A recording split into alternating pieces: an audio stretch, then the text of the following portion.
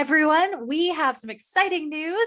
If you don't already know, the Pride Anthology is out today. You should go out to your local comic book store and get it as soon as possible. Support this comic and just drink in the riches of this queer goodness that they're giving us. Yes, if you couldn't tell from those covers already, it is so good. And go support amazing creators like our girl Jadzia Axelrod, but so many more people that we've had an amazing experience meeting last year for DC Pride Celebration, which we hosted and was so much fun.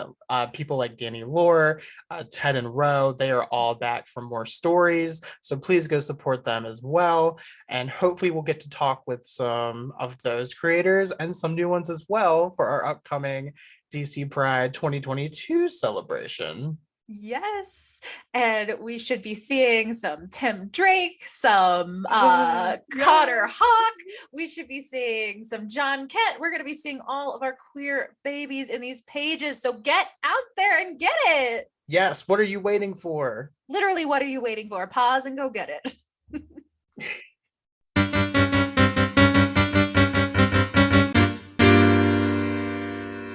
Welcome to Gotham Outsiders, our Superman book club, here for a special Pride episode. We're all swooping in together to talk rainbows and kisses and bisexual John Kent.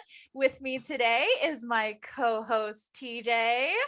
Hello, everyone. I'm TJ, your Chris proclaimed Batman acolyte, and I think I've finally been converted to a Superman stan. Yes! They just had to make him queer. That's all they ever have to do. I obviously am your host, Bat Obsessive Chris, and Superman obsessive too, let's be honest. Always have been. But we're not alone today. Swooping in is Talking Comics host and assistant managing editor of Joe Blow, Steve Say! Hey! Here to talk about my favorite Superman. Yes. That's the only right choice. Choice for me. And he is swooping in, carrying in his arms his own Lois Layne, co-host of Thirsty on Tune, and my Order Unicorn, Bronwyn Kelly-Seigh. Let's be real. Is Bronwyn more of a Lois or more of a J? Oh, definitely more of a J. Okay. I mean, we decided earlier you're actually John Kent. This is true. I am actually John. I have so much himbo energy. It's not even funny. So much himbo energy. You can be a bit of a Lois when you want to be. Yeah, that's a compliment. I can take like, suits. I don't know if you've ever seen Bronwyn get super assertive. I have, and it's so sexy. Yes, it is. I was about to say it's extraordinarily attractive. Bronwyn has written a strongly worded email for me, and it was the best thing that's ever happened. Yep. I can't be assertive. I just make Chris do it for me. That's true. TJ does make me be assertive for him all the time. The first time I got you, boo. The first time I saw you do that, I remember it had like awakened something in me. Right? I was like, what? Oh, yeah. This is new. This is good. It is. Awakened like Kryptonian powers. Mm-hmm. And today we're talking about Superman, Son of Kal-El, by Tom Taylor and John Timms. Yeah.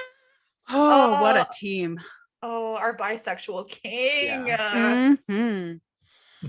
So Chris and I briefly talked about this one-on-one right when John Kent was announced as coming out. But now we've come a long way. We have. He has his own whole ongoing story. He's been so epic. Oh, I love it. It's glorious. Yeah. This is like one of my favorite series coming out right now. Like I read it every month and just love it. So I guess I want to ask you all, because I just want to jump right into this. I want to talk about this and hear how much we love it. Yes. I feel like we all do. Yes, I do. If we want, I have a game for us, but we honestly could skip right over it. If you do, we have a game? We have a game. This is a book episode, so we have a game. I will take a game. No. Oh no! Don't worry, because in this game there are no losers, only winners. Excellent. You will see so is the minute. game bisexual? Ooh. Yeah, it is. All right, I will hold my horses. Let's play this game. Okay, because we are playing the best possible game to play in honor of bisexuality. We're gonna play Smash or Pass. Yes. Okay, but you do know you do know that while the rule for smash or pass is always you have to pick one or the other, Yeah. I am a throuple fan. Yes. You know this about me. This is true. This is true, and this is hard. But if it helps, I'm just gonna give you one person at a time, and you just have to decide. Perfect. All right. Smash or pass. Okay. So you can build your own polycule if you so desire. And I do. All right, everyone. First up for TJ, Harvey Dent, smash or pass. Oh, we all know the answer to this one from TJ then. Yes, but you all have to answer too. Okay. I mean, I would definitely not lie. smash half of him. I mean, okay, I feel like Don't nobody ask him which half though. I gotta round up. Like, if it's 50% yes, then I gotta round up Gotta to round a up. whole yes. Yeah. First of all, how many times on this show have you called yourself a Harvey fucker? Yeah. I mean, but do I want to be intimate with his gross half? I don't know. Which half is the gross half? Because there's some Okay. monster fuckers in our listenership that I Like, think I'm wanna- imagining like the Dark Knight Rises burnt up half of him, and I'm like, oh. But I gotta go yes. Yeah. Bronwyn, smash or pass. Mm, I think I'm a pass on Harvey. I'm afraid I will leave him in your capable hands, TJ. When he's got like his tooth fetish, I feel like you could have some fun with that. I mean, obviously I could have some Seems fun like- with that, yeah. you know? It does But seem like He's that would be I right bought for the double-sided dildo.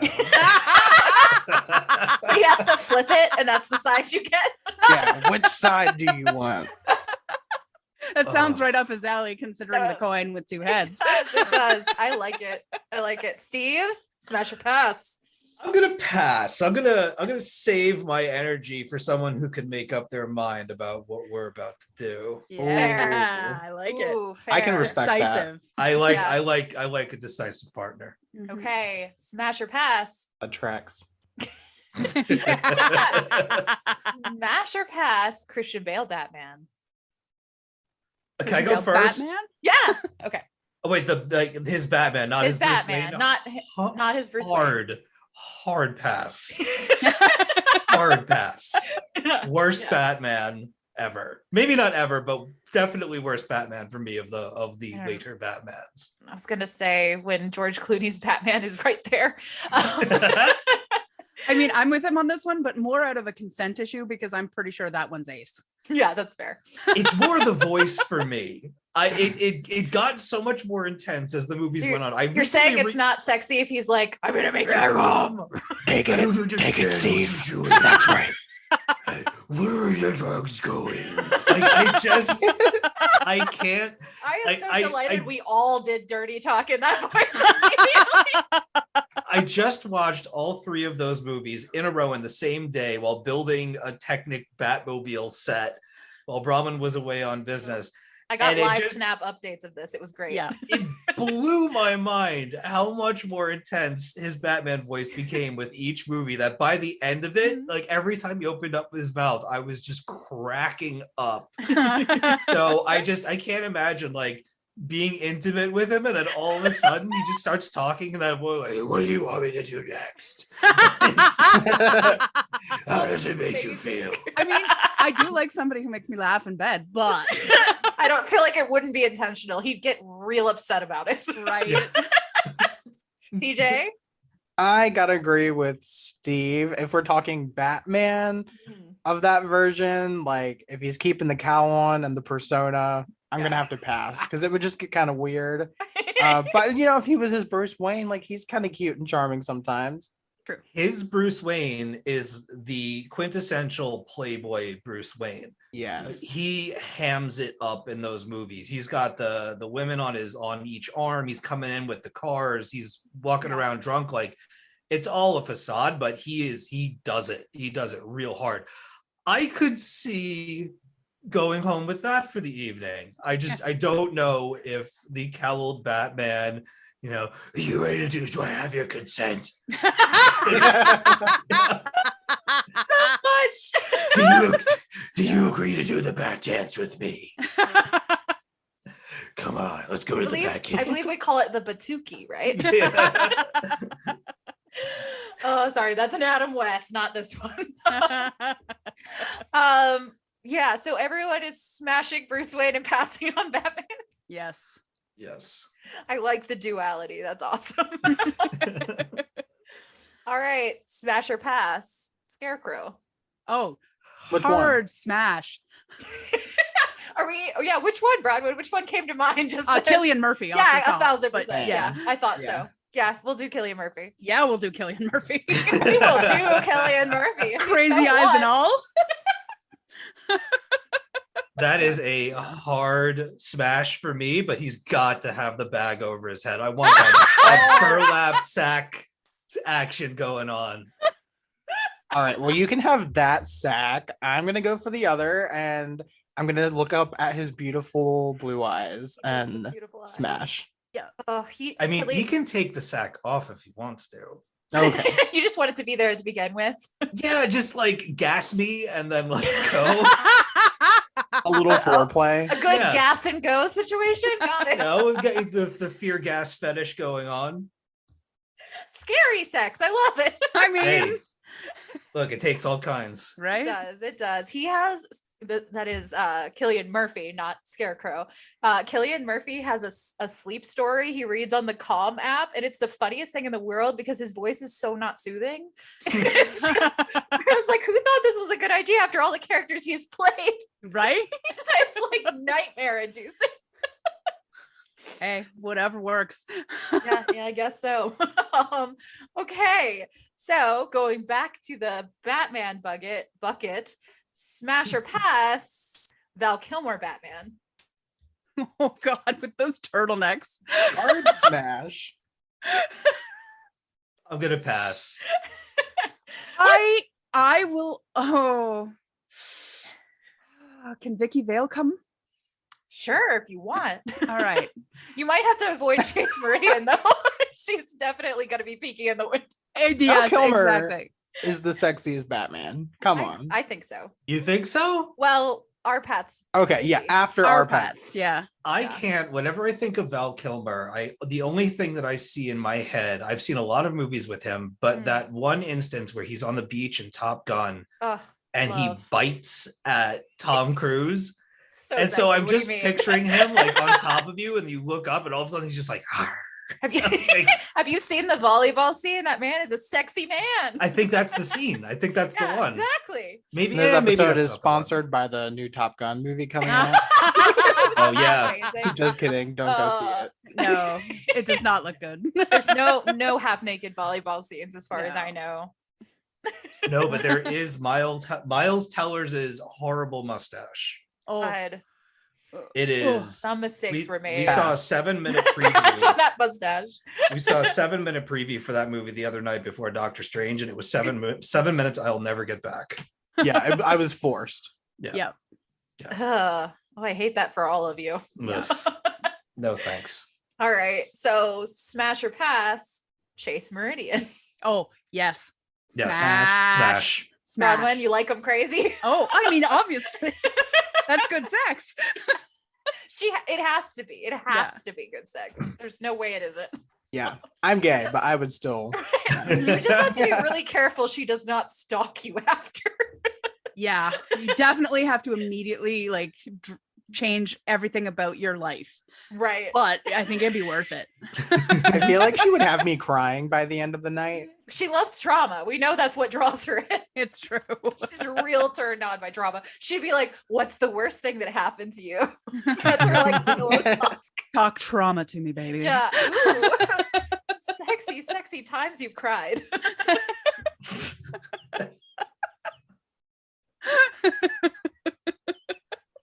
You all right over there? I Nope. mean, I love it. All right. Do you want to do a few more? Sure. We're gonna Sure. smash some more. All right, let's smash some more, or possibly pass on them. All right, smash or pass, Vicky Vale. Hmm. only with Val Kilmer. I'm gonna pass. Yeah, I'm gonna pass too. Yeah, I don't like her either. I'm not gonna lie. I still have PTSD from the Telltale video game. Oh, facts for Ugh. days. Ooh. Pass. Yeah. Though she was, spoiler for the game, I guess, hot in that outfit. Her murder outfit. I mean, now they're Sexy. intrigued to go find out. That's true. Go look at Vicky Vale's murder outfit. It's very sexy. I like it. Yep. All right, smash or pass. Jim Carrey's Riddler. Oh. Pass. Oh. Oh. CJ is thinking about it, audience. I want you to know. I was He's making a considering it face. hard. My instinct was like, no, but then I was like, well, I'm gonna go with smash. Yeah. Because I honestly think it would be something you would never forget. Like, Yeah. So many things. something is going to go wrong during that, and it's going to be memorable. Something's going to get Yeah. stuck somewhere, and you're going to end up in Yes. the oh ER. my God. Yeah. Like, riddle me this. Yeah, like I like a good twink, and I feel like Yeah. 90s Jim Carrey Yeah. fits that bill. So he's probably a good time. Yeah. I And agree. think about, like, he could put the mind meld helmet thing, the little blender that he's got on top of your head, and you could Sexy like times. go off into your fantasy thing while he does his business. That I could love really that. work out. There's a lot that could go there. Yeah. I really want to hear his erotic riddles. That's what I want. Oh my God. Yeah, no, see, I'm still passing on that. His cane, his glitter outfit. I was gonna Come say, on. do you think the underwear is also glittery? Because That's the only Oh, thing yeah. that I would hope pull me so. in. I His hope eye it makeup. is. It's a So- thong. Ooh, Yeah. yeah. He has a glitter thong. He definitely has a glitter thong. Yes. Love it. I love Just a it. question mark where like the two butt cheeks come in.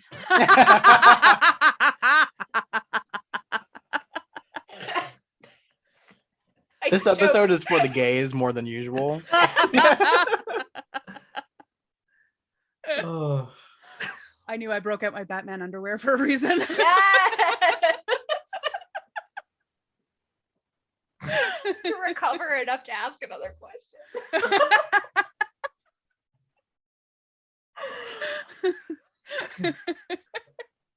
I feel like I already know the answer to this one, but we've hit a lot of the villains. So smash or pass, Jason Todd. Oh, smash. Yeah, smash for sure. Steve. Think of the Yeah. thighs. White streak. Think of those Ooh. thighs. Oh yeah, that's the okay. Seriously. Child, not as a child. Come on. No. Adult no. red hood. Mm-hmm.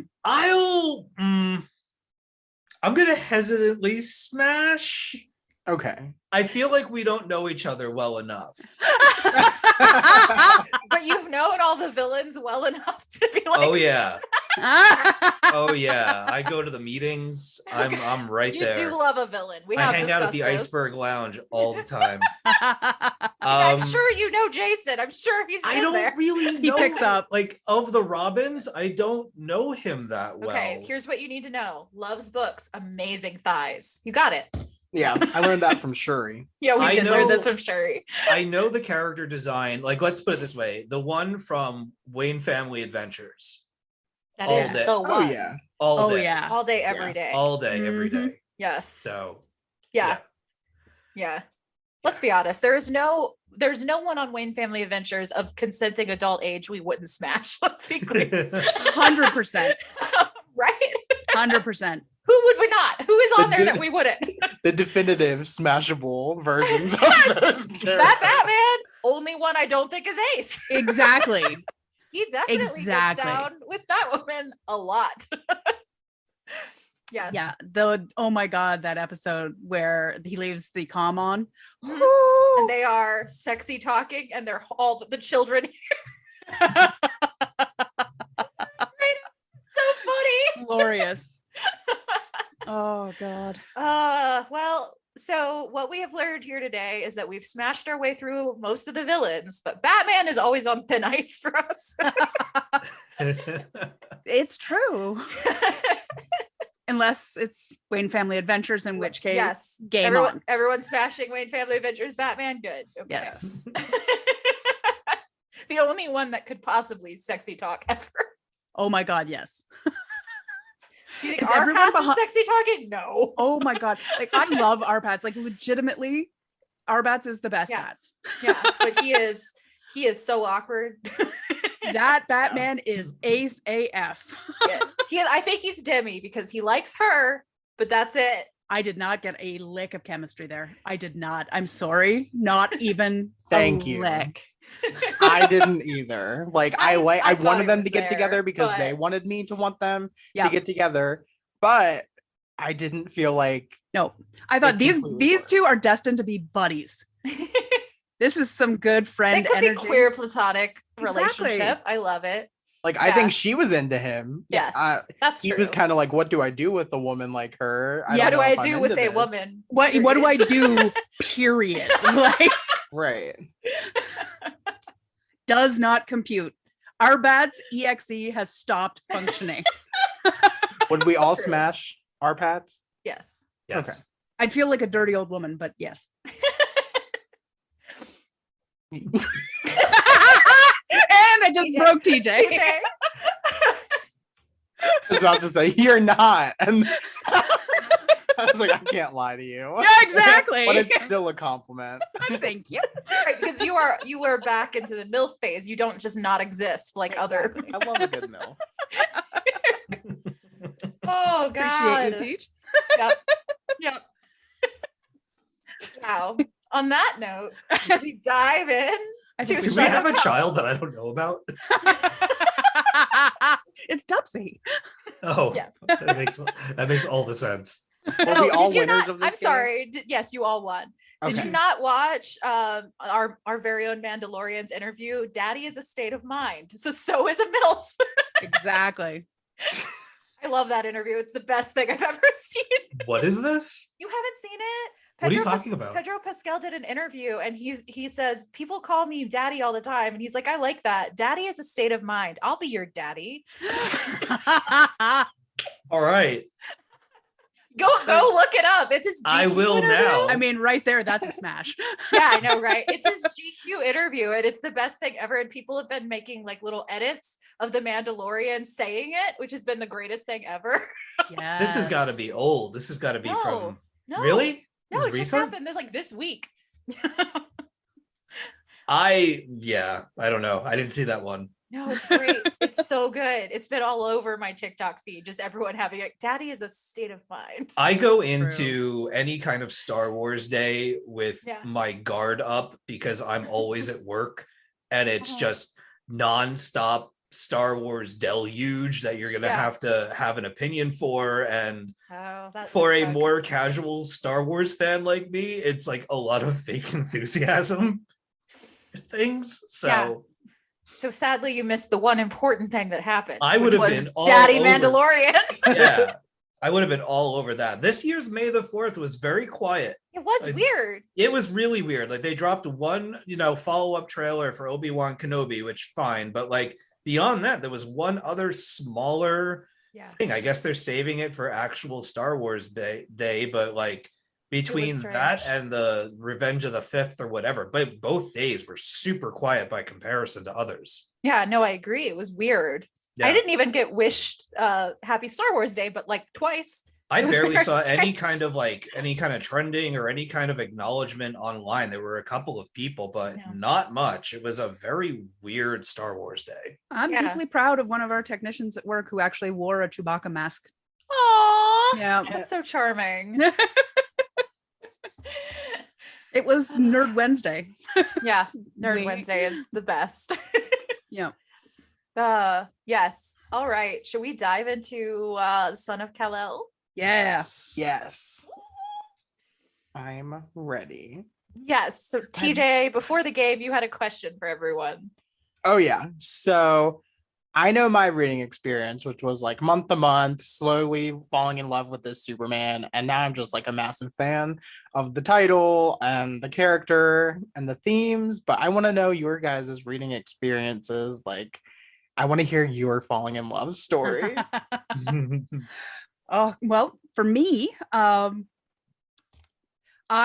was always this hype, right? Like there was all the hype about it, how coming in, and I knew that Tom Taylor was going to be writing it, and I love Tom Taylor because that guy never disappoints. But I am not a month-to-month reader typically. A month is too long for a tiny issue. just at the rate I read. So I was not reading month to month. I was saving it up so I could read it in a chunk. That said, there were definitely parts I had to see right away. And I am not spoiler phobic. So for me, I went right to issue 5 as soon as it came out. Yes. And I definitely read that one. That was a good choice. Yeah. Yes. So, and then of course I have just read the whole thing that we have available to us in one big smash. Nice. Steve?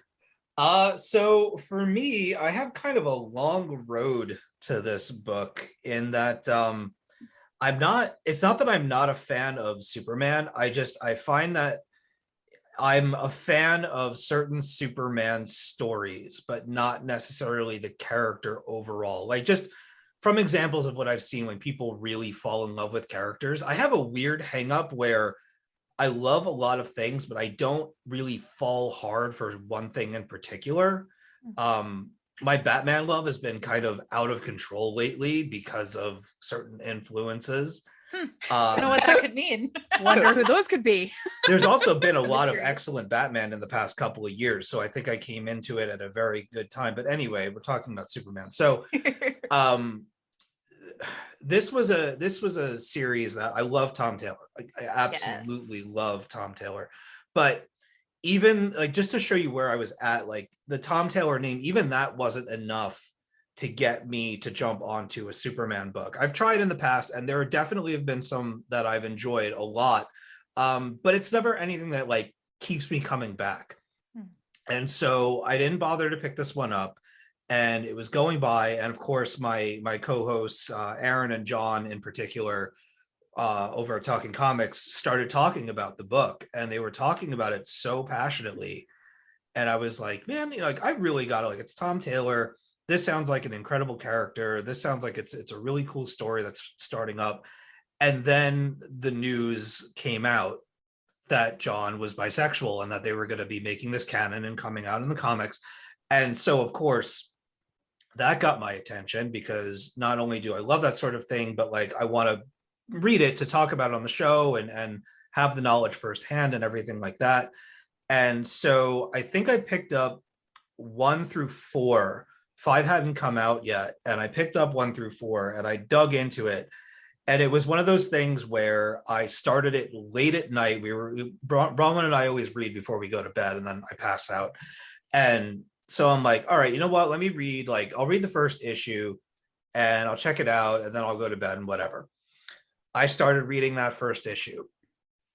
Within the first like 4 pages, like I knew right away, and we'll talk about this when we talk more about the book, but like when people ask you the question, if you could take home a page, if you could own a page of a comic book, what would you pick?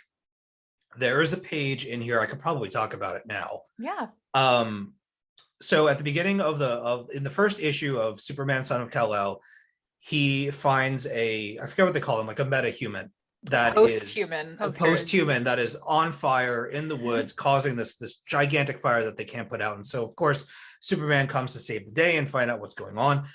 And instead of making it violent, instead of doing what I think a lot of the people that are trying to quell the fire feel that he should do, he goes in with compassion. And he goes up to this person and he holds them, and he just says, it's like, it's going to be okay. And the page, like, it starts all on fire at the top, and the fire comes down, and by the time they're just in this like smoldering, ashen, wispy smoke scene, and it is just one of the most beautiful things that I've ever seen in a comic book. But it is also every single thing conceptually that's the one. Yes. It's everything that I love about the idea of Superman as a hero. You can have all the punching, you can have all the other stuff that's attached to him and all the history, and that's good too. Like, if you're into that, that's amazing. But I love the more compassionate values and ideas of this character. That's what I think makes him interesting.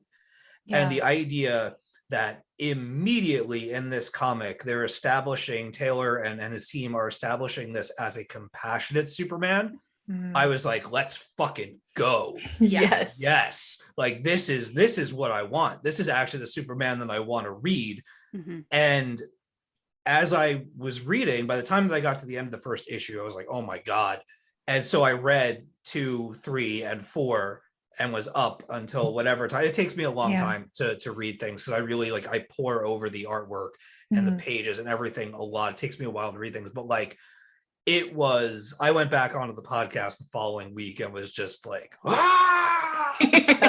You were, and it was delightful. Yeah. And he reads at night and he passes out immediately, and I keep reading because it's me for long into the night and text me about it. Exactly. But like for Steve, he falls asleep quickly, right? He's reading and then he's like, nope, I can't give this the attention it deserves, so I'm going to read it again later and I'll put it to, and he goes to sleep, and it's lovely. I wish I had that skill.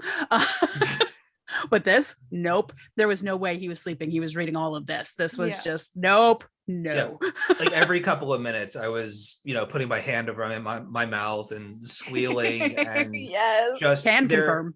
Yeah. Like, and I have a whole bunch of notes, and I'm sure that we'll hit a lot of these beats, but there are so many moments throughout even these first couple of issues that we're going to talk about that it's so joyous and it's such a celebratory realization of the character. There's danger in there, and there's all those other things, but it's just, there's so many pure moments, and there's so many moments where the idea of Superman is being represented so well. Absolutely. Yeah. Oh, hardcore. That scene made it into my list as well. And one of the things that really stood out for me was the conversation between John and Clark on the moon. Yes. Where John actually asks him, why don't you do more? And then he's like, oh, I'm sorry. Clark's like, no, I can't actually be harmed. I think I should be able to handle some constructive criticism, Right. But they actually go on to have a good conversation about, Superman not feeling like it's his place to enact the type of change that is required to actually make a significant impact the way he feels John will be capable, because John is of both worlds. Yeah. And oh my God, like that just was high key, intensely good. Yeah. We talked in our Superman intervention when we locked up TJ and made him read a lot of Superman. I love that so much. I'm not gonna lie. One of my favorite episodes, probably one of TJ's least favorite, but I loved it. No, it was fun. It was good. It was really good. We talked a lot about what Superman means to me, and the way that this comic hits all of those things and deepens it and makes nuanced versions of what he is at his purest form, but more. And I love it. That conversation especially kind of explores the idea of how Superman is a representation of power and privilege used well. And I love it so much. Yes. Yeah. Chris, you had kind of opened me up to being open to this title because we did our Superman intervention, we did Super Sons, and then this came out and was kind of like a jumping on point for new readers, because I was like, okay, like now I'm open to the idea. I know who John Kent is. Yeah. Let me try this. And plus it's Tom Taylor, and I had just loved his Suicide Squad. Oh, yes. Bad Blood, which just kind of acts like a little bit of a sequel to. Right. Because we have Ari and Wink in this. Yes. Ari. And I think it's the same, like the government that he's fighting against here. I think it's the same government that the Ari is like from, like that country, and that the Suicide Squad was up against. I think anyway, right. By the end, similar to Steve, like with this first issue, by the end, I was like, I'm in.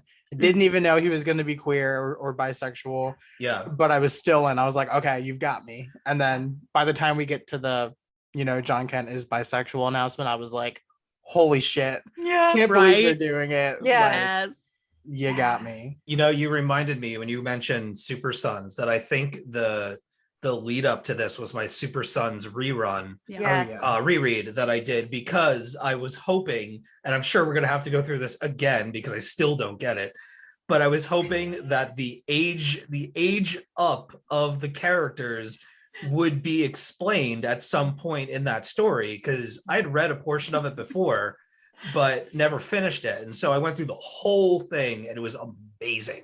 And it was especially amazing for putting John and Damien's existing friendship and relationship, and definitely heat that they have for one another that is So much. very much there. I wanted all of that in my head before I leapt into this, just in case this was going to be a continuation of that story.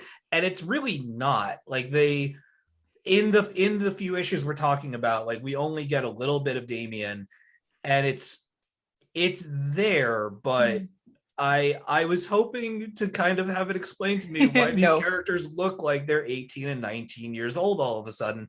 And I get it on John's end. Damien is not older. He's not. What is happening with the art then? I really feel like they thought it would be creepy if he was talking to a 12-year-old, but he's still supposed to be. He's not aged up. I think he's supposed to be like 15 now. I know, but he didn't jump in age the way that John did. He just aged naturally up to 15. Right. To my understanding, Michael Bendis did something where John got older. So now John, so there's the same age gap between Damien and John. It's just now it's flipped. Yeah, no, it's not the same. He's more old. He's more older. Wow.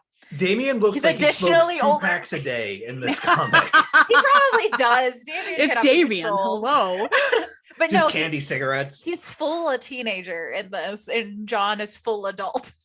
Yeah, he's like 18, right? But that's not their age difference in the other ones. Their age difference was only like 2 years in the other ones. So now it's 3 years. Yeah, I guess that's true. It's not horrible, but it is weird because Bat family aging is a special, unique thing, considering that Bruce Wayne has at various times been only 10 years older than Dick Grayson, despite adopting him at age 12. Look, I love the art in this series for both artists that are on these few issues. Something didn't hit the dartboard when they were doing the Damien stuff. But he kind of looks older in the Robin run too. It doesn't make a lot of sense. Yeah. I'm going to look at it again just to make sure. You're right. No, you're right.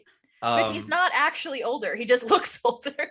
I really do think there was a moment they were sitting at a table and they were like, if we make him look the right age, this is going to be creepy as fuck. Yeah, I know. I get it. I totally get it.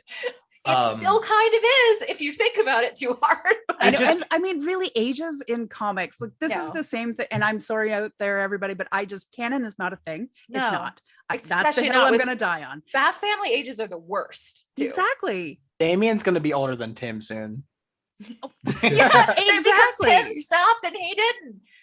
The way, like how Jason and Dick have slowly gotten to where they're only 2 years apart, which makes no fucking sense, but now they are only like 2 years of age apart.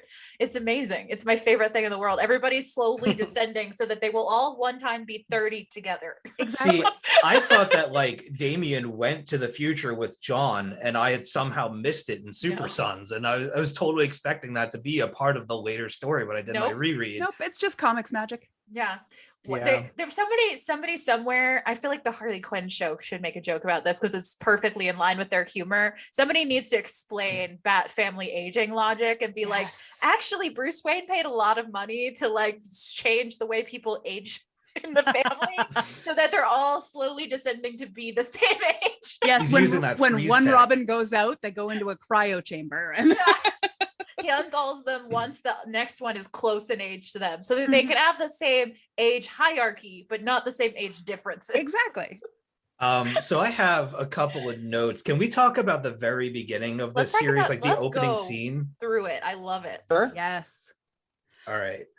So do you want me to kick it off? Yeah, please.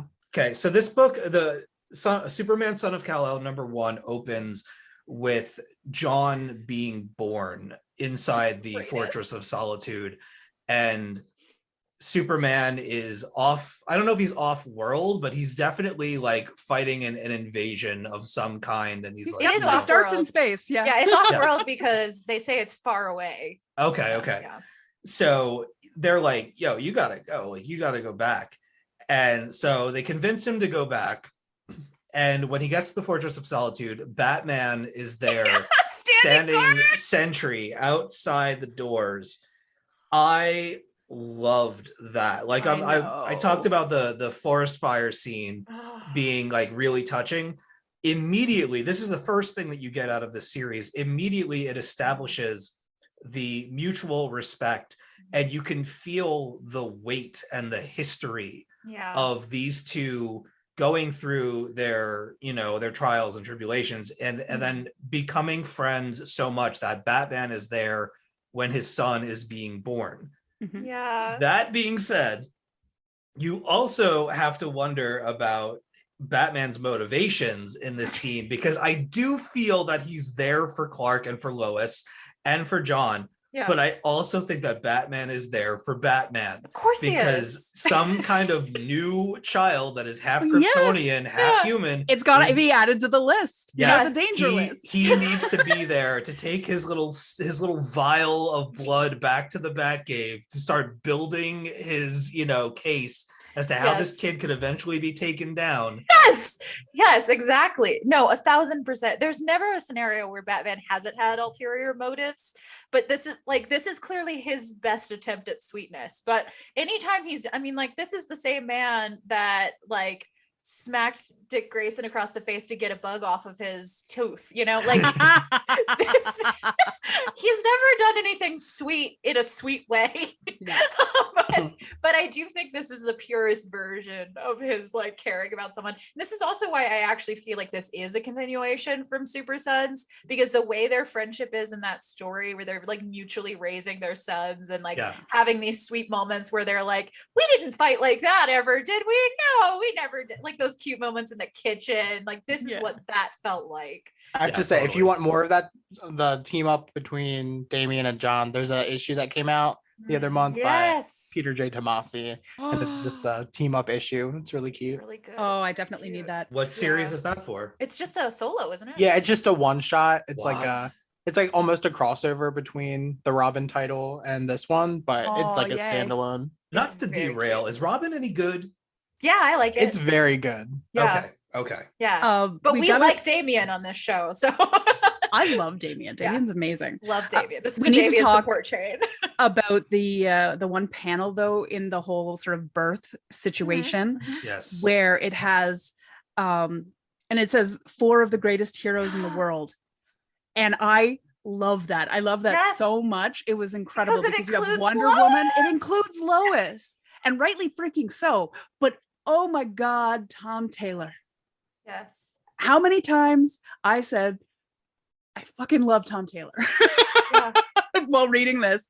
Oh my friggin' God, I can't. I feel like we need to talk about just all the history of Justice League we get in these few panels, where we have Hal Jordan, we have Martian Manhunter both being like, no, you have somewhere more important to be. This is a big day for all of us. Like they're so psyched. I love the ongoing like repeated joke of it's an attempted invasion. It's not invaded yet. It's attempted. You go. We got this. And then Wonder Woman and Batman being there for the birth, and he's just like, aren't you worried about the invasion? No, we're worried about this.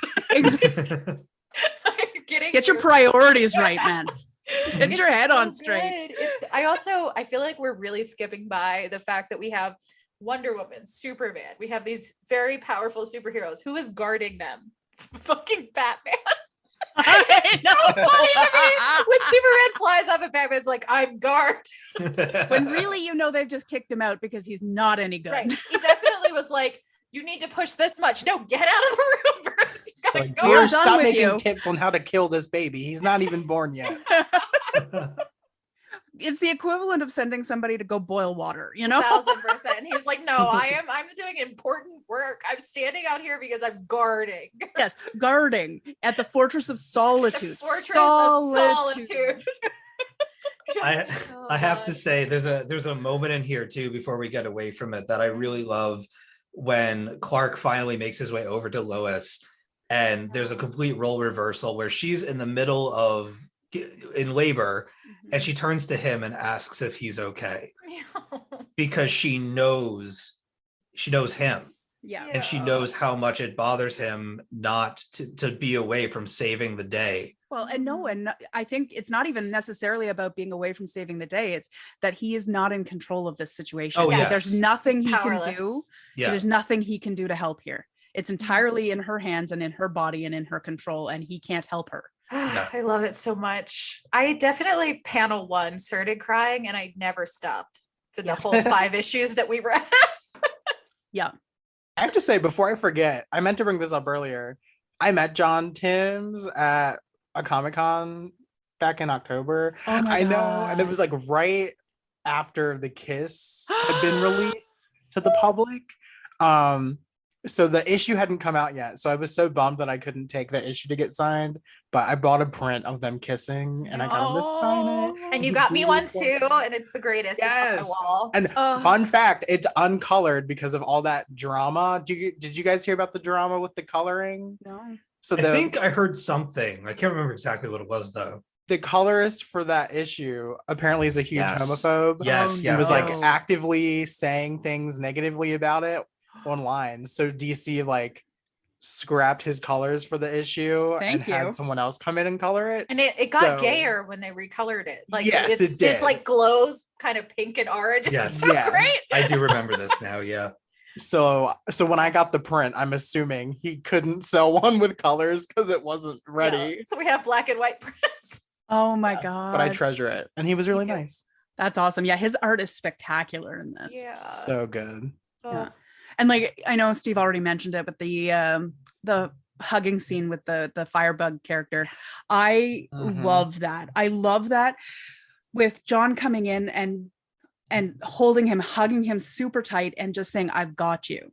Yeah. And like when he's coming in and he's got like he's actively working against the sort of more traditional like firefighting and military presence and the control measures that are come in for something like this. They're sending bullets and missiles and stuff like that, and he's like, nope, break it in half, Yeah. And he goes in there with his compassion, the way Steve said. But one of the things that really struck me about this was the hug specifically and the way it's drawn, and this is a perfect hug. Yes, it is. This is an exactly perfect hug. You don't see these enough. People don't hug with their whole body enough. This like Nick Nelson. Yes. Yes. You didn't think we would go a whole episode without talking about Heartstopper, did you, listeners? In this crowd, not a chance. But like all the feels, like that moment right there defined John as a hero. Yes. That image of him hugging somebody with compassion. Yeah. And full body contact, not a care in the world, just I've got you. Yeah. That is a hero right there. That defines him as a hero. Yeah, it makes me think that my favorite stories of Superman are always the ones where he drops the powers and just is such a good person that he solves the situation. Like, and Peter Tomasi's run is one of the big ones where I feel like I saw that. There's moments where he like de-escalates things with Swamp Thing by literally like talking to him about how we could be better about saving the earth. Like there's all kinds of things like that make him who he is, the best version of him. It's how he uses that invulnerability to be vulnerable. Yes. We just need a moment of silence for that line.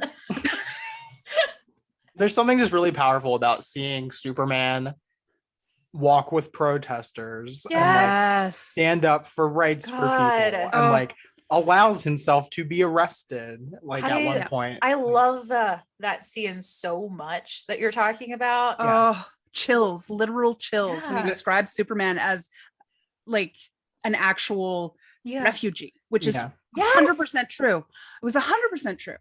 Yeah, so he's protecting the refugees that have come in that the military are trying to arrest, and then is like, my father was a refugee who found sanctuary here, and he links arms with the protesters. It's so great. He makes the cops put handcuffs on him, and they're so uncomfortable, and I love it. And it's like he could have exactly. fought them and defeated them or flown away. And it's like he's a hero for the things he's not doing as much as he is for the things he is doing. And more than I would say. Yeah. And he made the world pay attention. I love that when Superman says to him, when Clark says to him, you made the world pay attention. Now they're all free because you did that. And that was what he did. Like, he is using his power, his privilege. Yes. In a way to actually enact change. Yes. I do really love that scene when Clark comes and gets him out and he's like, Dad, I served hard time. I wrote that down too. 45 minutes. He's like, 45 minutes of hard time. And then Clark is like, don't worry. Lois has been arrested so many times. What does everybody think of this Kit Connors secret identity? That was so funny. I was when I originally read it, I was like, this is so dumb. This isn't going to work, right? And then 2 panels later, it doesn't work at all. I know, but can we talk about the shooter loading bullets that said thoughts and prayers? Good Lord. This comic has some things to say. Oh my God. I legitimately out loud said, and Steve can confirm, like, oh, they're going for it. Okay. Sure were. Yep. They sure were. That was, oh God. The Kit Connors, first of all, to get to Kit Connors, we skipped over one of my favorite scenes, aka the conversation with Damian. Oh my God, yes. We got to go back to that because he's the one that makes that identity. But oh my God, the scene with Damian is one of the gayest things I have ever read. How did you find me? I know the sound of your heartbeat, Damian. Yeah. Sir. Oh my God. Sir.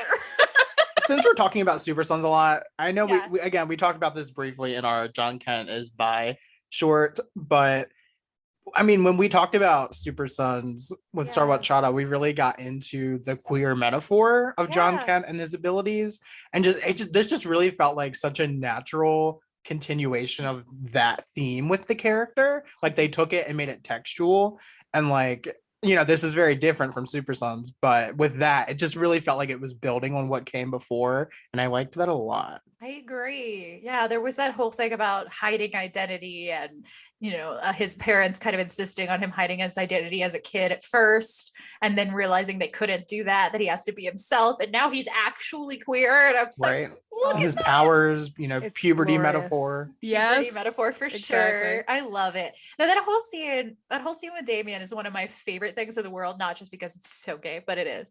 But because the conversation they're having is so delightful. Oh my God, every part of it. The way, first of all, they've grown up into their friendship so much that now Damian does not break out in hives by saying he's his best friend, which I loved. I know. Such growth and progress, Damie.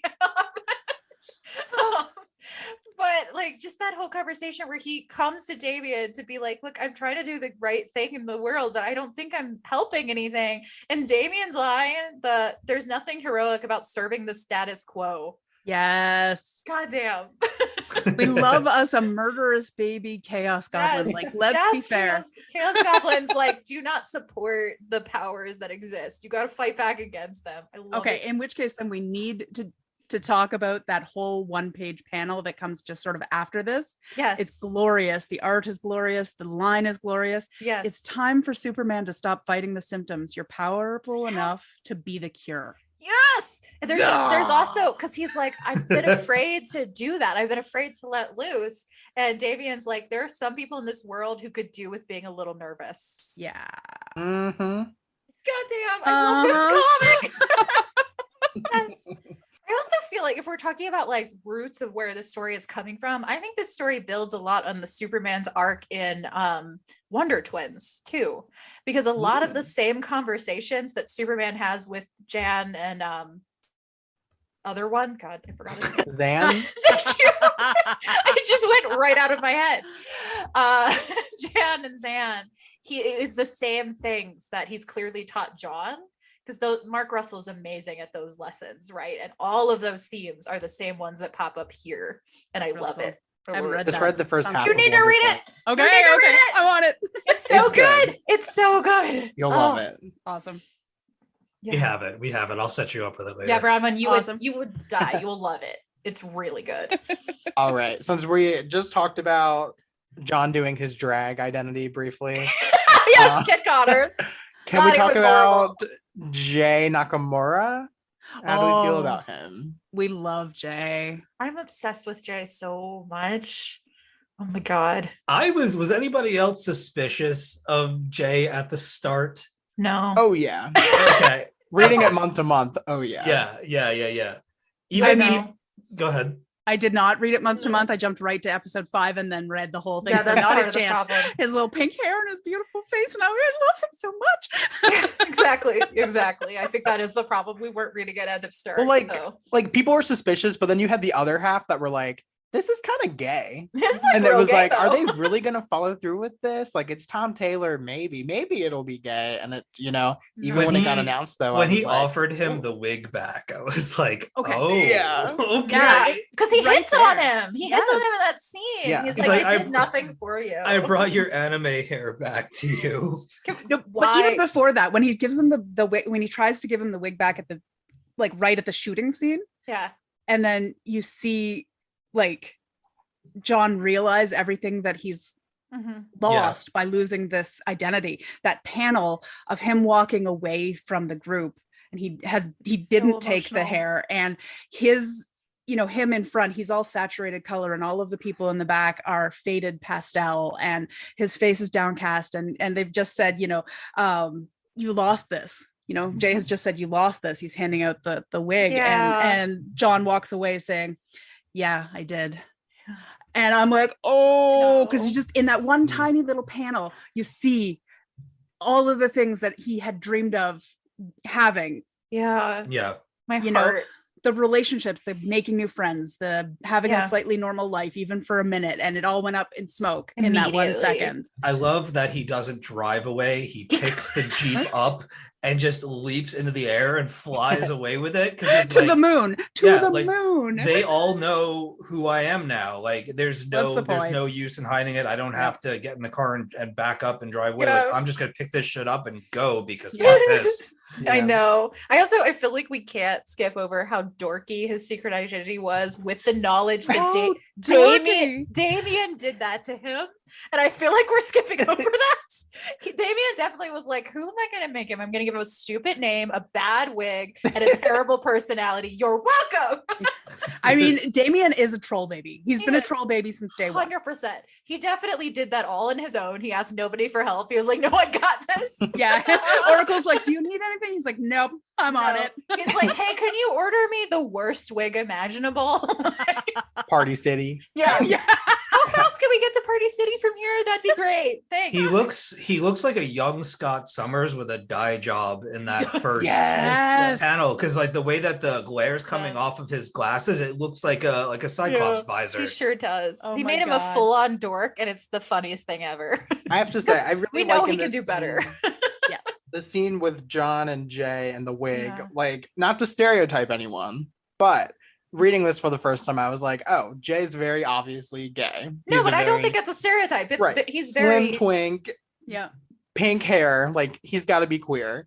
And but I also find it he interesting says that things like that are very queer Yeah, too. exactly. right, the fact that Jay is being very himself and is Mhm. like, he's being very queer and open about it just from his Yeah. appearance. And then we have John, who's kind of doing the Yeah. opposite again with that metaphor of Mhm. hiding Yeah. himself. Yeah. Yeah. Yeah. And then realizing he can't hide as he broods on the moon. Oh, I I know. do love a good moon brood. That's amazing. Right. But then they go to the Fortress of Solitude 2. And we Yes. have one of the best lines and little like background pieces that I love in this.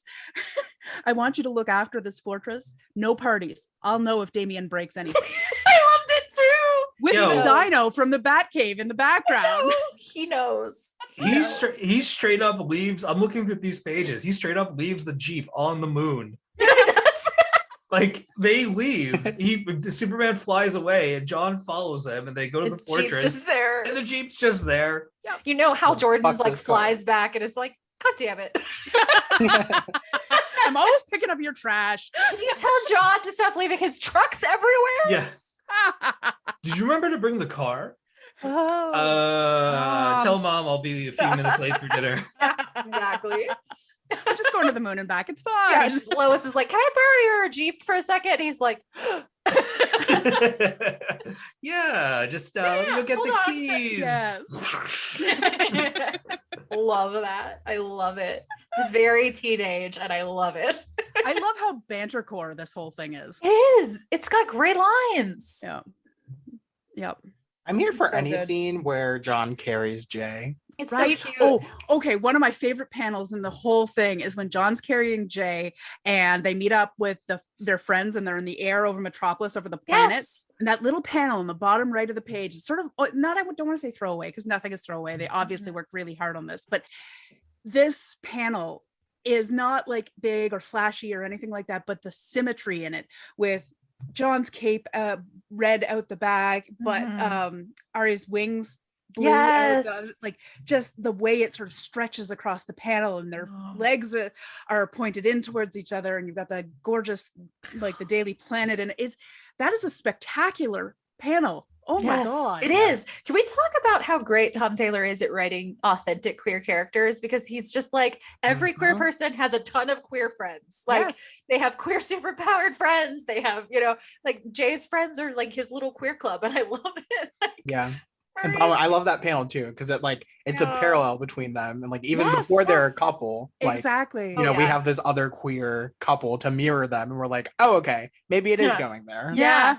Oh God, I love it. I also just really love what Jay represents to Superman. I feel like they've done such a really good job of creating this character that is such a good partner for him in the way that Lois is for Clark. Like he's kind of a reporter, but he's a little bit more underground about it. But the idea that Jay is invulnerable, so he can be the one person that John doesn't have to worry about. It's glorious. It's the best. It's what he needs. That whole the whole part where John overworks himself and Jay gets to take care of him. Yes. That was some like rom-com romance goodness. I was dying. When he says, "You've got everyone else and I've got you." Oh my god, I died. The moment where he really won me over was how early in the relationship that he revealed his identity. Yeah. When they met on the rooftop. Yeah. And he totally he takes the mask off and he's like, it's only fair Yeah. that we know who each other are. You've already shared it with me. I'll share it with you. Like I don't feel like I need to hide. I'll show you mine if you show me yours. Yeah. We almost got there. And he's making that significant eye contact. Can I ask a quick question for somebody who probably knows a lot more about Superman than I do? Has there always been like a Fortress of Solitude house key the size of an SUV? I don't think so. That was news to me as well. I was trying to remember, but I was like, I have not seen this object. I'm sure it's been there somewhere in one of the millions of comics that existed, but I've never seen it. What if you had to make a copy? Like what hardware store do you bring that to? He carries it to Walmart. And he's like, can you buzz it out with your like laser eyes? That's true. He probably does. But why is it necessary? Why? What's it for? For what reason? I feel like with all the tech inside that you would have some kind of like scan device that would know whether or not you were Kryptonian. Hear me out. I feel like I have a theory. Okay. This is possibly wrong, but let's think, what is it for? Why would it need to be that size? Well, maybe so only people as strong as him can lift it, aka it's an anti-Batman key. I want to know what's written on like the doormat that they hide it underneath. It just says, "Nice try, Bruce." Yeah. So do you all feel like we're talking about how good of a character Jay is? Like after this run, Tom Taylor's gone, and then like 20 years from now, you think that he's going to be like Lois, where he's like the long-standing love interest, or do you think he's temporary? My heart will always want Damian and John, but I really do like Jay, so I hope so. I'm feeling conflicted, but I just don't think we're gonna get queer Damien. I don't know. Maybe I'm wrong. I feel like Damian could be a little ace, maybe somewhere in there. Could I have a question.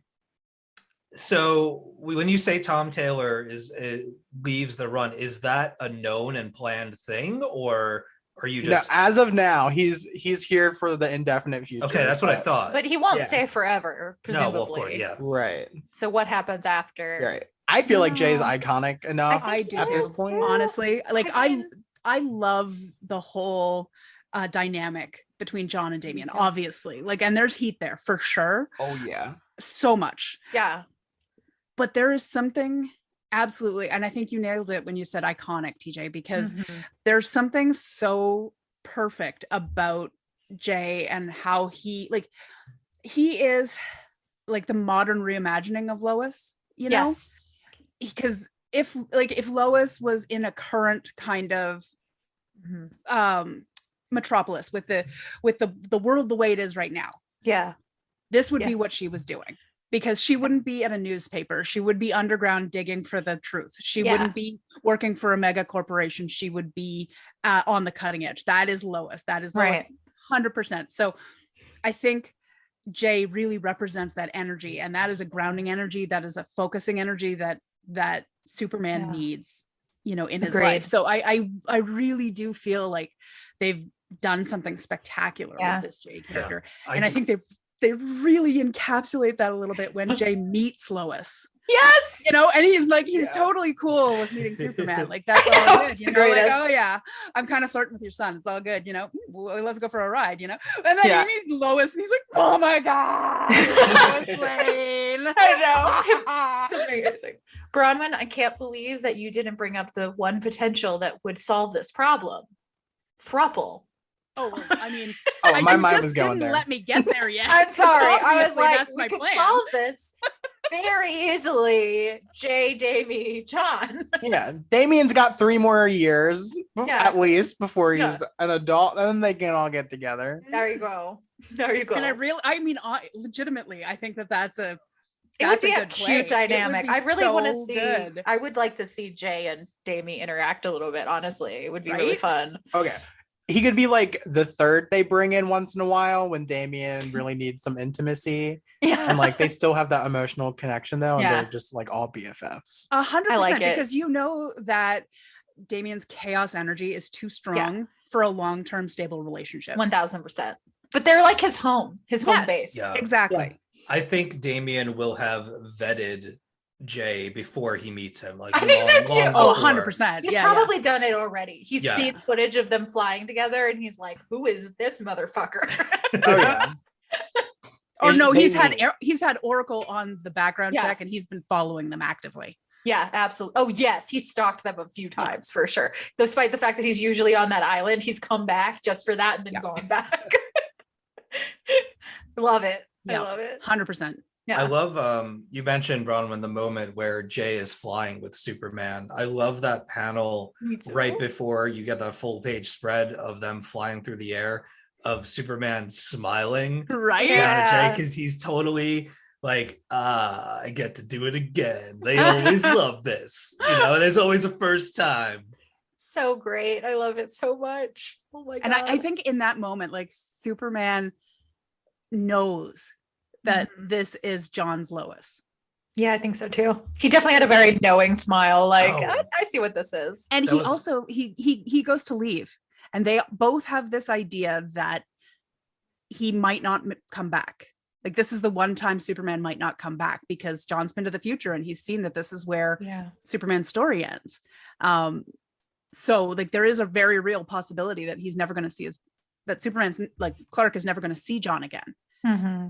So I think that part of why Clark is so comfortable doing that is not just because he knows that John is going to look for him, and he has faith in John's abilities and all of this, but because he has faith that John is supported Mm-hmm. and is going to be okay. Yeah. To TJ's question before about the staying power of Jay, I could totally see the truth being something that is kind of brought into the DC universe as Mhm. either an extension of the Daily Planet or Mhm.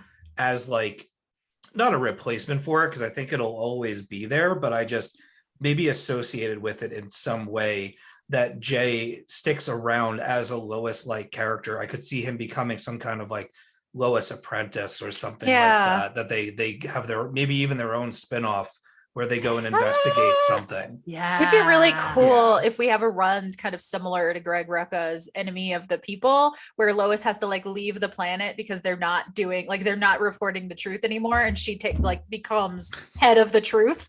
Yeah. Yes. That would be the greatest thing ever. I could see a story where Jay is there as the main character, being like, Lois is off planet or Lois isn't here.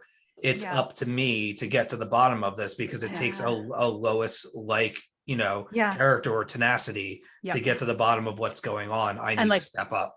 Lois actively passing that torch. Right. And her Absolutely. her at the end being like, I knew that you had this. That's why I didn't come back. Yeah, Yeah. we love it so much. Y'all gotta catch up on this series because your Damien wishes, your Lois wishes. Stop. Okay.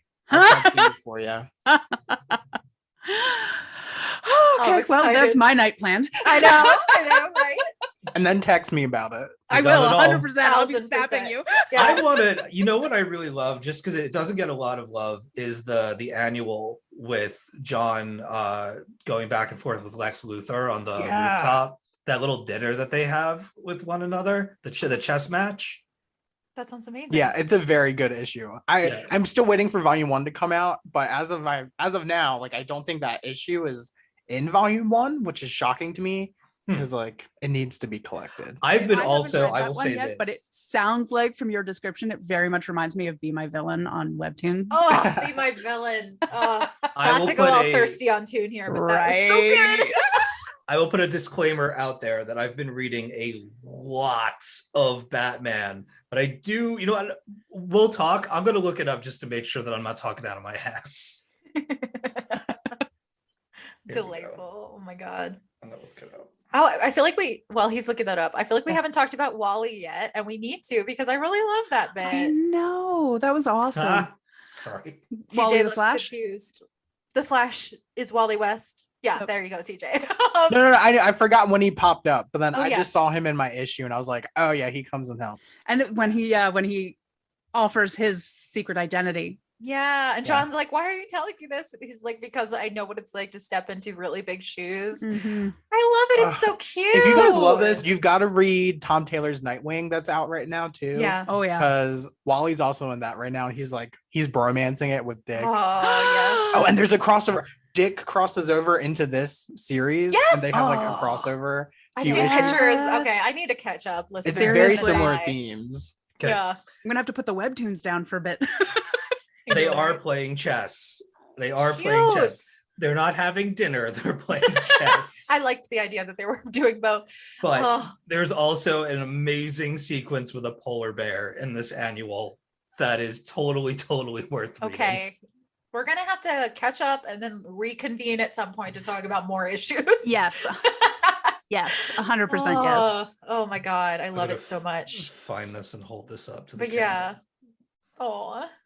Okay, hold on. I love John's interactions with Lex and Super Sons too. Oh, You can't see it's it. blurry. Forget it. It Never mind. It'll be better when you read it for yourself. Fair enough. Fair enough. Hopefully, it'll be in volume 2. It's a really Exactly. good issue. Yeah. But yeah, I like Wally helping. Well, I also like the idea that the Kent farm is under Justice League protection. I know. So intense. Just like we protect this farm. Talk about When that farm intense. blew up, I was like, Yeah, how are they Yeah. gonna handle this? that's exactly what I was about to say when I was reading this. That was my cutoff point. Like that was when I was doing my reading catch up. Yeah. That happened, and I didn't have anything else, and I was just like, "What?" Yes. Me. He actually Oh. did that, like that actual thing. I believe that 1,000%. Oh, I love it. Yeah. I love how chill the Kents actually are, though. Like they're just Yeah, like, they've been through it. I know. And like Jay's trying to explain his, like he's like, oh, it's complicated. They're like, our son's an alien. Yeah. That no. You might have noticed he's literally wearing the super suit to dinner. So yeah, complicated. No, we don't really do. Yeah. The That- farm gets blown up and they're like, it Most of happens. the cool stuff's in storage. It's fine. I love that. They were thinking ahead. They're like, someone is going to blow this place up. So See, but this is actually one of my things that I love when people get it right. And Yes. they did this right, because no one is in a vacuum. No one lives in a vacuum, right? So you always have people around you. You always have people who are going to be impacted. You can try and remove yourself from your social circle, from your social scene as much as possible. You can do your Spider-Man thing where we can't be together because it might hurt you, blah, blah, blah. God, hate. Personal pet peeve. But you don't love it when superheroes gaslight their girlfriends? I really hate it. It's awful. Yeah. Talk about your script for poor behavior. Oh my But God, yes. This was all about agency. This was all about people knowing and being able to make their own choices, So yeah, their son became a superhero and they have to deal with the consequences and fallout from that decision, but they choose to because they love their son. Yeah. And regardless of the choices that you make to isolate yourself and blah, blah, blah, that's never going to be successful because society. Yeah. Like superheroes, the whole raison d'etre is to save people. So anybody puts anybody in danger and you're going to have to make that choice. So it really doesn't matter if they're your parents or some rando off the subway, because you're still going to have to make that choice and it's still going to suck. 1000%. So at least offer the people in your life the agency to make those decisions and protect themselves and make those choices for themselves. And like this was chef's kiss. 1000%. Yes. I think the other theme that I really want to hit on is I think it's interesting how well John Kent is Superman of Gen Z. Yeah. Yep. Because that struggle that I'm watching with my like little nibblings growing up of being young and feeling like the weight of the whole world is on your shoulders, that everything is bad and it's falling apart. And they're way more aware than certainly I was at 18, and, John has this sense that he has to do everything and be everywhere and be everyone's everything all the time. And I think that's what this generation feels like. Mm-hmm. It's so powerful. Yeah. I love first the house blowing up is the end of issue 3. So I'm wondering if I only had 1 through 3 when I did my read, because I definitely freaked out when that happened. Fact checking yourself. Yeah, no, Don't tattle on yourself, Steve. I want to make sure that I get it right for the listeners, because I do this sort of thing all the time. My brain is just mush when it comes to some of these stories and the order of things. But the one thing that I want to bring up super quick before we get too far away from it is the conversation on the roof between John and Clark right before Clark has to leave for his off-planet adventure. And they're talking about John's accomplishments, about how many people he saved and their pets. And their pets. I love that. No sad animal death here. No, never. Him carrying the cats. I love it. Yeah, but Clark's saying to him, they're alive because of you, and it's not just the people you saved. Your actions created ripples. Families and friends were saved from a lifetime of grieving. Lives will be lived. You already changed the future today. Yeah. I love that he's acknowledging John's accomplishments and not only like mentioning them and clapping him on the back for it, but actually getting into the detail and the meaning and how much of a rippling effect, he names it right there, that those actions have. And coming from someone who has done so much of that himself, it's really, really awesome to see him conceding that power and that responsibility to someone who he very obviously trusts and is very proud of. He's such a good dad. Oh yeah. The fact that we're here on Gotham Outsiders, I cannot help but compare it to Mr. We Can Never Do Enough, Tim, Bruce Wayne. Daddy is a state of mind, okay? Ooh, Daddy is a state of mind. Clark, Daddy. Bruce, Leather Daddy. Not supportive Daddy. Are we skipping too far ahead if we just jump right to the kiss? No, let's do it. I've been thinking about it. We've worked our way up. They do some investigating. Now okay. We're there. It's just so beautiful. And like we already talked about the colors in it, but so glad they recolored it, because the original was dull and this one just has like you were saying, the blue, the purple, the bisexual energy.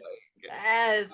It's so good because that is the scene too, that you've got everything else, I've got you, and then he kisses him. Yeah. Smooth, Jay. That is some So- game. Oh, he has got game. He's got game for days. And then John gives him that cute little smile, like Like, I didn't see that coming, but I I'm like very it. excited about it. I have realized something about myself in this moment. Now, do you guys think, did John know he was bisexual before this moment, or was he, because he seems pretty chill with it? I mean, Like, I haven't read his future adventures, but I feel like I would have heard if he realized he was bisexual. I mean, yeah, Yeah. I don't think he did. I think he's chill in this because he's so I think honestly they set it up at that hug at the beginning. Yeah. He's confident in himself. You know, Yes. he's gotten past the point where he has to hide who he is for any reason other than just, I want to break. Yeah. You know, so learning something new about himself, because he spent his whole life learning something new about himself, you know, Yeah. learning about his power sets, learning about, you know, how to live as the only half Kryptonian, half human person in the world, like learning how to live as Lois Lane's son, learning how to live as Superman's son. Like, Yeah. all of these things are huge things to deal with. Like, God, that'd be enough for anybody. So, Yeah. you know, getting kissed by a cute guy and finding out that you like it, not Yeah. the biggest thing he's had to contend with. I And also feel actually like relatively positive. So I feel like there's no way a son of Lois Lane was not raised with that as a possibility in his mind. Like, she definitely was one that was like, hey, you know, whatever pronouns you want to use in your life, like whoever you like. She definitely, when he had crushes as a kid, was probably like, who is she or he? Like, yes. that's Lois. There is no way she hasn't normalized this enough for him to not be super shocked when it happened. Yeah. I think. Especially because he's half alien. Yeah. Yeah. yeah. To quote Yeah, I like Roswell, your if you're an reasons. alien, why not everyone be bisexual? Yeah. I mean, I Right? like that. I like that because I couldn't tell at first, like, oh, like, was he aware beforehand or was he just discovering? But I kind of like that if he's just discovering it and it wasn't a big deal and he Yeah. wasn't having any sort of like internal conflict. I think there's something really beautiful about that. Also, we all know he was in love with Damien, so probably that kiss clarifies. Right. Yeah, But I didn't know if he knew he was in love. No, with I Damien. feel like that kiss. He had a moment where he rewound in his head, like we all have done when we Yeah. had our queer awakenings. It was like, Mhm. oh, Damien was his Orlando Bloom. Yeah. Nice. Bringing it all back. Yeah, Nailed 2 it. for 2 hard stopper. I love it. references. Yes. 1000%. Glorious. This is why I felt different about Damien than my other friends. Oh, we weren't just besties. Well, and Damien was like a couple years older than him, so like it makes it was I think it really perfect makes crush. sense that John would have a crush on Damien. 1000%. 1000%. Yeah. Who wouldn't if you were his age? Come on. Exactly. I do want to say I don't know if I completely trust Jay still. What? I do think okay. I think they're endgame. I think they're gonna be together. I ship it. Do I think Jay possibly could have ulterior motives? Yes, but I still am rooting for them. You take that back. He is my sunshine boy. I don't know. I'm just saying. I mean, he works for this news agency. Now he has Superman in his influence. Like, I don't TJ, know. not everyone is a Slytherin just because you and I are. Just saying. I'm a skeptic. We know that you would have interior motives, but not Jay. I don't know. Not Jay Nakamura. You take that back. But I ship it no matter what. All Oh, right. that's true. That's true. Okay. And I know this is backtracking a little bit, but John's face when he's done reading all the evidence against the president of Gamora, Mhm. and he just says, I'm done, and makes the beaker face. I'm dying. I'm like, I make that face. I love it where Wink is just like, could you read it again? Because I worked really hard on it. Yeah. 2 or 3 times. I'd really appreciate it. So good. So Steve good. mentioned a team up book maybe earlier, and now I'm just thinking like, yeah, give me give me a JLQ with, you know, the Aries Yes. wink, Yes. this Superman. John. Jay. Yeah. I just want them. I know John, like we need all the gay ones. So we need current Aquaman, we need John, we need Tim, like get all the gay ones in here. That Aquaman does pop up in this series. Oh yay! Yeah. I love It was him. a nice I team love up. him. All the gays. All the gays. Look, that is how we do. All right. Yeah, it is. It is. To quote Heartstopper, we found another one. Yeah. The queer awakening is so funny because it's sort of like you know, you get to your point in your life, wherever that is, and you're just like, you look around, you're like, huh, so many of my friends are queer. Yeah. Weird. I want to think see I've the seen- group chat of these Oh my characters. God. Right? Yes. So, Yes. we are such meddling gays chat. Who are they trying to set up? Oh my God. And it's going to change names the way it does in Boyfriend Material by Alexis Yes. Hall. Oh, 1,000%. Just whatever just a bad pun every day. Yes. Love it. Oh. Well, is there anything specifically in these 5 issues that we're talking about that we haven't talked about yet? I have one thing that I could mention Yeah. really Do it. quick. I love, particularly in issue number 5, by the time that we get to that issue, Superman has been hit with a solar flare, Mhm. like directly hit with a solar flare. And so all of his powers, all of his senses are in overdrive. And I really, really love that exploration of the obsessive compulsive of Superman, of having to be everywhere and be everything to everyone at all times. And not only is it a really amazing display of this particular Superman's powers, because he does things like they mentioned, like the whole thing with Superman is faster than a speeding bullet, but he's faster than 67 speeding bullets or whatever it was. Like the power differential is pretty mighty when it comes to John versus Clark.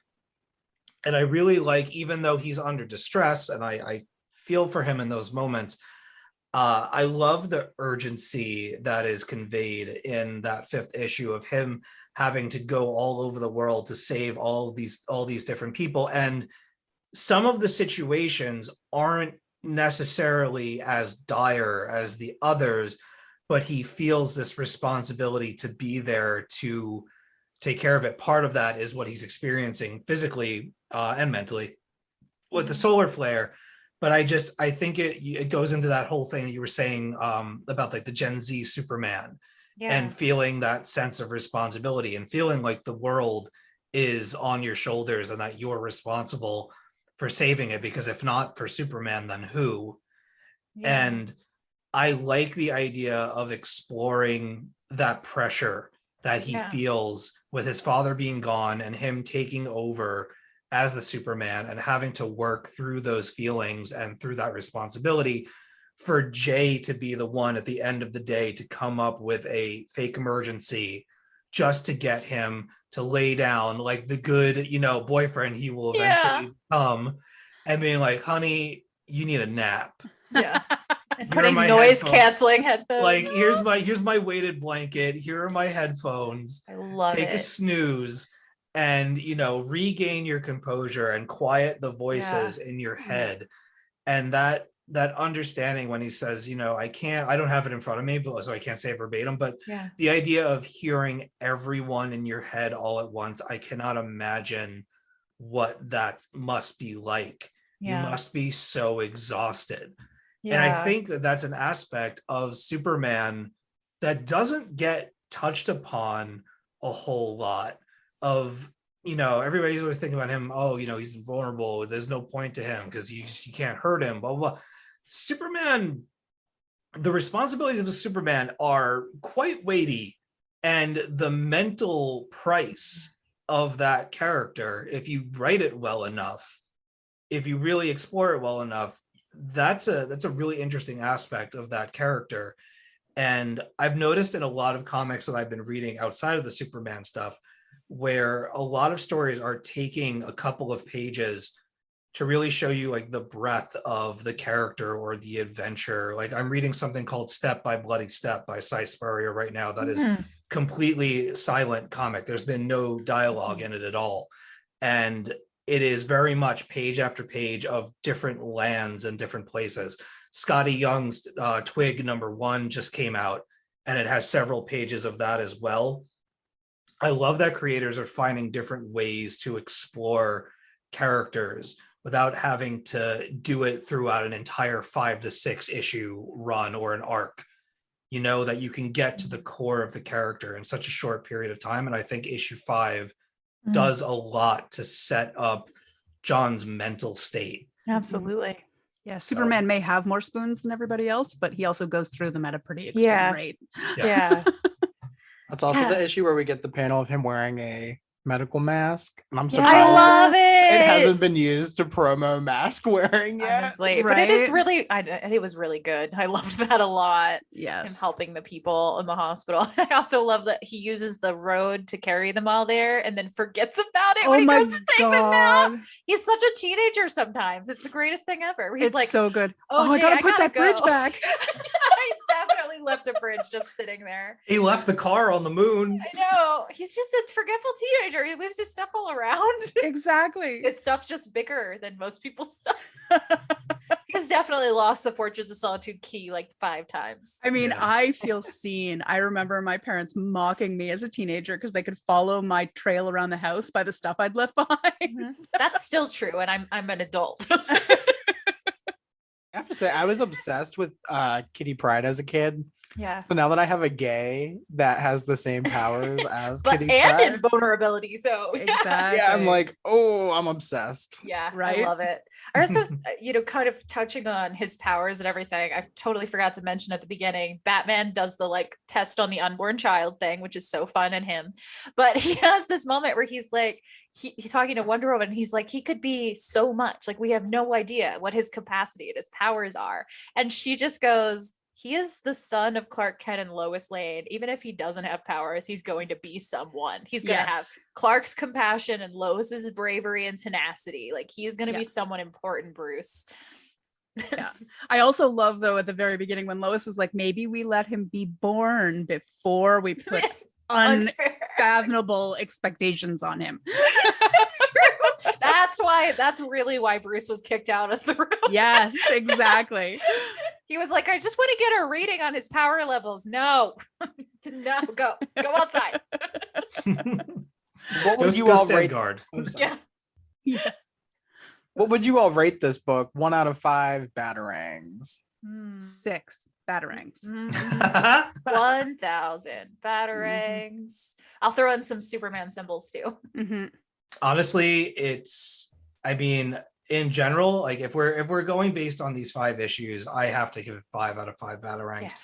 Yeah. Like I said, I've read a selection of certain Superman stories that are iconic and that I really do enjoy, but have never loved, have never like fallen so completely for it and seen my ideal version of the character realized so completely that even in these first couple of issues, now I want to read the rest and I have read them, but I want to read them again because I want to continue and stay in this place. Yeah. But it's just such an incredible representation of the values of that character. And I think it hits on every mark. It's giving us great new characters. It's giving us representation. It's giving us fantastic versions of existing characters. Even like the Lois Lane character, for all that we get of her in these first couple of issues, she fires on every time that she's on there. She says something cool. She does something cool. She acts cool.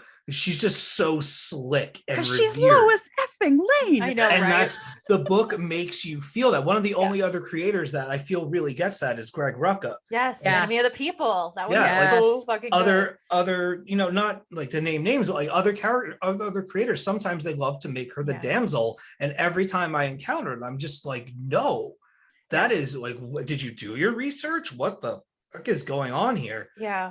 And the thing that I love about the Superman and Lois television show, Yes. like we've only watched a couple of episodes, but my favorite part of it is the family stuff, the parenting that's going on and the struggle that they're having with their kids.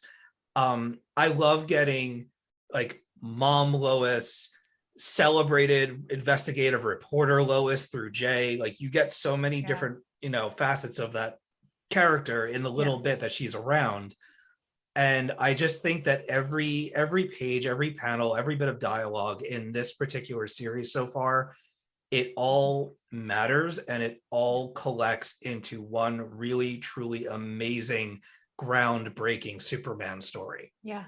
I love agree. that it's so exciting to have a story like this where the main character is the child of two very established characters who have established like powerful histories of their own, and they are there and they are not discounted in any way, and it can still center around John.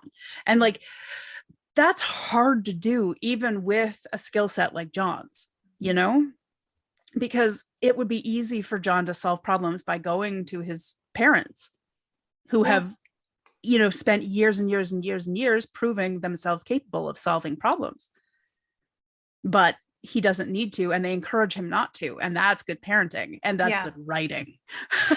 Yeah. And he can go to them when he does need to. Like he brings the info to Lois at one point to check it over, and I love her being like, they did really good work. Right? He told Jay that later, and Jay died of happiness. Exactly. This might be our highest rated book ever. We have 4 people. And we're all rating it at least 5. Yes. TJ, you always rate them lower. That's amazing. Not always. Yeah, you Always. sure do. Always Yes, do. you do. Yeah, you absolutely. Every episode, TJ. Name you're the the one that lowest. you rated. Wait a second. Unless it's Grant Morrison, I was gonna then say, Chris goes okay. lower. That's true. And That's Frank fair. Miller. I did rate Frank Miller lower than you as But well.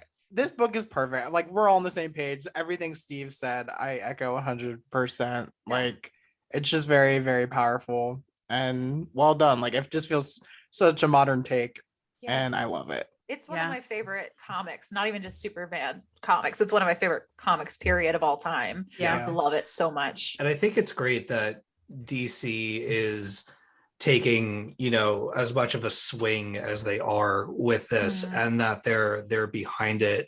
Like I definitely think that they have upped their representation game across the board in the last several years. A lot of that has been evident in their panels for DC Fandom. Like as silly as the name for that thing is, it is definitely highlighted a lot of that stuff. And I would love to see someone like Marvel meet them at that level. I feel like they are doing some things, but it's not as proud as it isn't. DC has done it in the past couple years.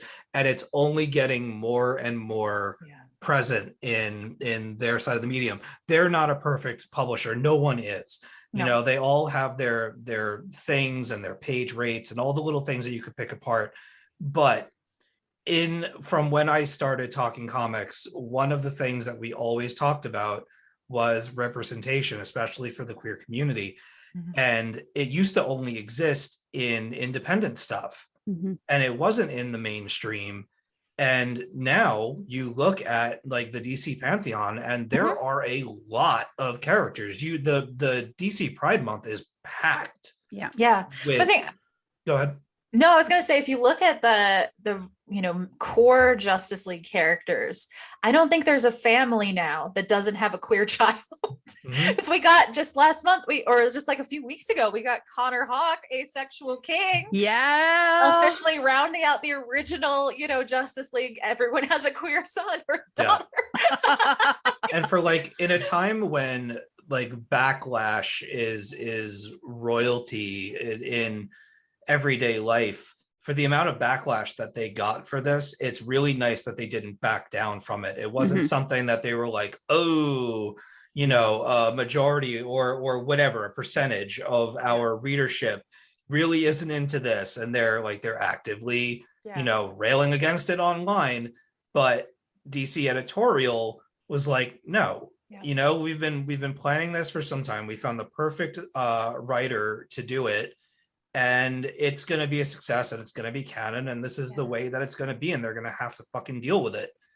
And for as much as you could wag your finger at these giant entities, they did really, really well by John Kent. So far, so good. Yeah.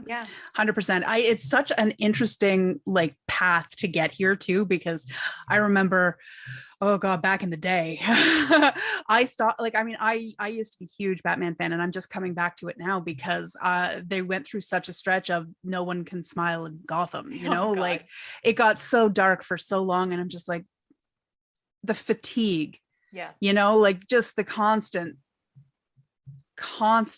war of attrition on joy that was coming out of the DC. That's a really good way to put it. Like, you know, like it's just, it was awful, but it seems like there have been some changes, and those changes are definitely for the better in my book, like, because just some of the stuff that's coming, the color and the diversity and the beauty of these stories, and the banter and the laughter and the different formats too, like, you know, you are getting stuff like Wayne Family Adventures on Webtoon, you are getting, you know, like the motion version of that, you know, so there's a little bit more accessibility, there's options here to access these characters, and I love all of this. I love that it's branching out in new directions, and good on them for taking that chance. Yeah. So I feel like maybe we should end all of our Pride special episodes by asking this. So we had Aquaman, then we had Tim, we had John Kent, Connor Hawke. Who's the next one? What's the next queer to come? I feel like it has to be one of the ladies. I mean, it's not like we don't have any of the queer ladies. We do. No, you're right. We haven't had a big like queer lady reveal lately, though. Exactly. Cassandra Cain. Oh God, I would die. Wouldn't that be amazing? I mean, that would be my pick. I love that. Yeah, I was gonna say Stephanie, but I love do both. Give us what we want. Yes. Exactly. Yes. Fall in love. I could definitely see Cassandra Cain coming out in some fashion for sure. I could too. Yeah. I like it. Circle back to the Bat family. Make more of them gay. One by one. Well, all of them eventually. We'll get there. If you live long enough, you will have some sort of queer identity crisis. Yes. Like that's just a thing. We have discussed this. Yes. That's why all vampires are at least bisexual. Exactly. We're talking the whole DCU here, right? Yeah. Yeah. Just it's going to be a big announcement like they've been doing. Is Lobo's daughter queer? I think so, right? I think so. Crush is queer, right? Yeah, she's queer. Have you read that? Is that any good? I haven't read it yet, but I've heard it's excellent. So I've been about so to read curious about it, but I haven't checked it. I can't stand Lobo, so I'm kind of afraid to. The whole main man thing just doesn't do it for me. Yeah, he's annoying. I'm afraid to enter into that realm, but maybe I'll just try a. It won a GLAAD award, so I'm like, I've got. Oh wow! All right. Okay. All right, we'll have to circle around and do some Crush at some point. Oh damn! I'm gonna have some books to buy after we wrap it up. I need to get the rest of Robin, and now I need to check out Lobo and Crush. It's true. Well, guys, money. Until Cass and Steph get together, where can our listeners find you on social media? And do you have any projects they should look out for? Bronwyn, you want to go first? Sure. Okay, you can find me on all things social at Shiny Baby B. And we have a few things coming down the pipeline. You should definitely check out our podcast at Thirsty on Tune. That is on the Talking Comics feed. And we are unhinged and joyful all the time. We drink wine, we read webtoons, and now romance novels. Mm-hmm. And if you don't make it gay, we will. So it's all good. I am at @dead_anchorus online. You can find me hosting the Talking Comics podcast every Wednesday morning on New Comic Book Day. My Animation Movies Revisited series on the Joe Blow Originals YouTube channel, where I investigate some of the greatest animated films of all time and kind of do a documentary style re-representation of them. The latest one just came out for Who Framed Roger Rabbit. I write it and narrate it, and it is a ton of fun, and you should definitely check it out because it is a very joyous celebration of the medium that I love so much. Well, thank you both so much for coming on. It's always we had the couple, Yeah. our very own John and Jay. Yes. Yay! Awesome. That's true. I'm the himbo and you're the reporter. And you did recently have the pink hair, so It's very true. just saying. And maybe I will again. Yes. Ooh. All right. I feel like we should all end with our best sexy Christian Bale Batman sexy talk. You know you want this. Do you want me to? I can't wait. Hold on. I need to get into it. I need to warm it up. Do you want me to leave the cowl on? It was terrible. It was so much better earlier in the show. Call How me dare you? daddy. Take it. Take it all. Wear the face paint. Don't ask questions. You know the history already. Just do it. See, now I got it. Now it's bad. It's perfect. And on that note, Bye. happy Pride Month. Happy Pride, Happy everyone. Pride. Gay, gay, gay, gay, gay. Gay, gay, gay.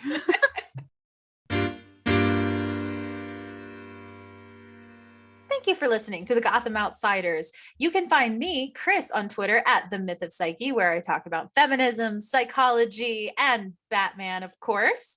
But you can also find me on my new show at Thirsty on Tune, over on the Talking Comics feed, where Bronwyn and I review webtoons and drink wine, and also review romance novels. You can also find me writing reviews at talkingcomics.com, and I am now accepting consulting clients. So if you need someone to do sensitivity reading or consult on psychology or queer identity, I'm your person. You can also find my co-host TJ At Troyfin2 on Twitter, where I talk about books, gay things, gay books, and all sorts of things, including Batman pretty often, way more than I used to. And I recently became an official librarian, so you can find all sorts of book reviews that I post just for fun, a lot of advanced reviews of books that haven't come out yet. So if you're looking for a nice gay read, please hit me up. You could also find me talking on other podcasts just here and there if you search my name on any podcast service provider that you listen to.